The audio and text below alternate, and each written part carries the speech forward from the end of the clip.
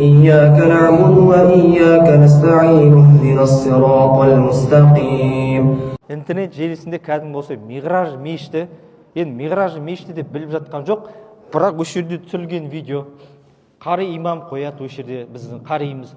Сосын видеоны қойған уақытта видеоны түсіреді. Видеоны түсірген уақытта арта жақтан ана ашылатын жерден негізі, да?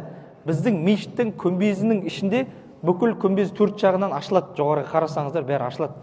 Ана жерде сол бір жігіт тұр. Сол ашылған уақытта соны жігіттер ашқан ғой, соны видеоға түскен, соны көпшілік адамдар оны періште немесе жын деген мешітте жүрмейді, періште деген көрінбейді деген сияқты адамдар сондай бір арасында сондай комментарий бүкіл Қырғызстан, Өзбекстан, бүкіл Азия көрген оны, бүкіл мемлекет көрген, бәлкім біздің мына Азия орталығында.